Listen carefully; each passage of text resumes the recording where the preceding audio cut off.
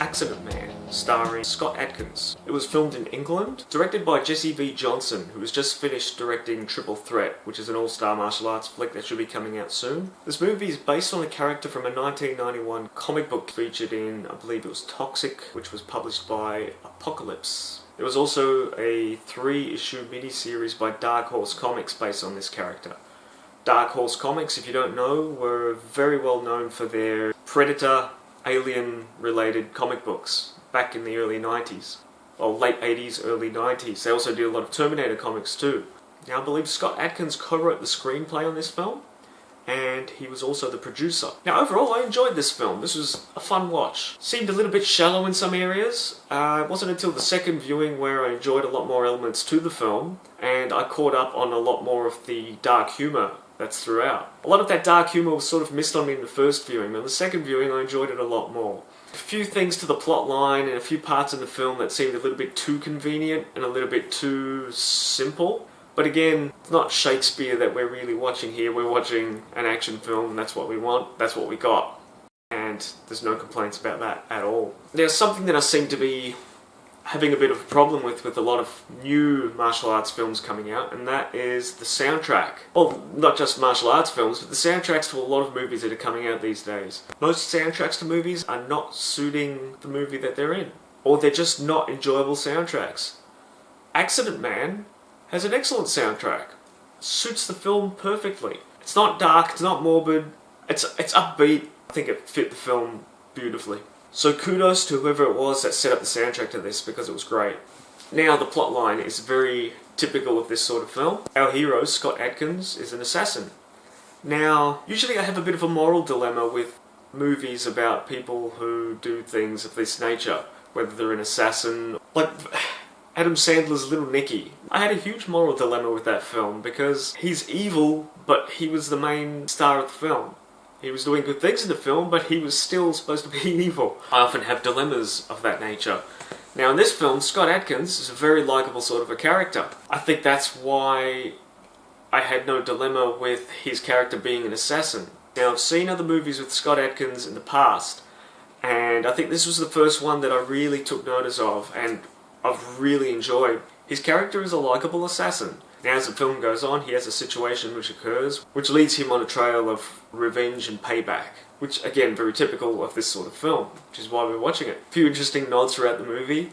One being during a fight scene Scott Adkins has with a motorcycle assassin. Very reminiscent of an old Jackie Chan, Richard Norton fight that I recall. And Scott references Richard Norton a few times with his painful line, which was a nice touch. I think I was the only person in the room that night that kind of got the reference. It was good, that was fun to see. Later on in the film, we see a brand of Band-Aids named Adkins. Again, that was something that I'd spotted that I don't think anybody else had spotted with me. Let's talk a bit about Scott Adkins. Now, a lot of you will remember Scott Adkins from a movie called Undisputed 2 and 3.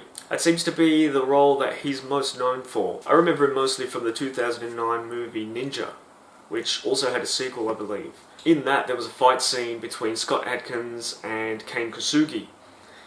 Kane Kosugi being the son of Sho Kosugi from the 1980s ninja films, such as Revenge of the Ninja, Enter the Ninja, Ninja 3. Now, Kane Kosugi, also a very talented individual. This fight scene between Scott Adkins and Kane Kosugi is something that sticks into my mind quite vividly, because it was just an awesomely choreographed fight scene. You know, I was exhausted just watching the fight scene. That's how good it was. Let's also not forget that Scott Adkins was in The Expendables Part 2. Very proficient in kickboxing, karate, jiu-jitsu, wushu, Thai boxing, amongst other talents the man has. Now let's talk about some of the other actors that are in this film. Now I don't want to give away too much of the plot line.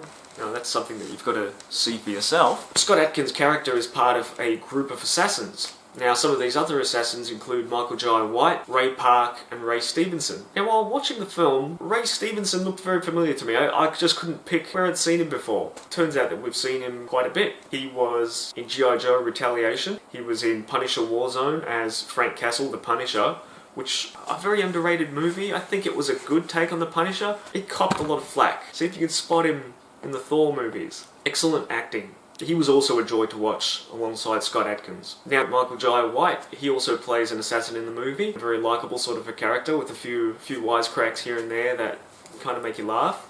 You'll remember Michael Jai White from the movie Spawn, Van Damme's Universal Soldier: The Return, Blood and Bone, Black Dynamite, very talented individual. Also played Jax from the Mortal Kombat Legacy series, which was online. And don't forget that he was the voice of Green Lantern in the Justice League video game. That was called Justice League Heroes. Also very qualified with his martial arts background, obviously.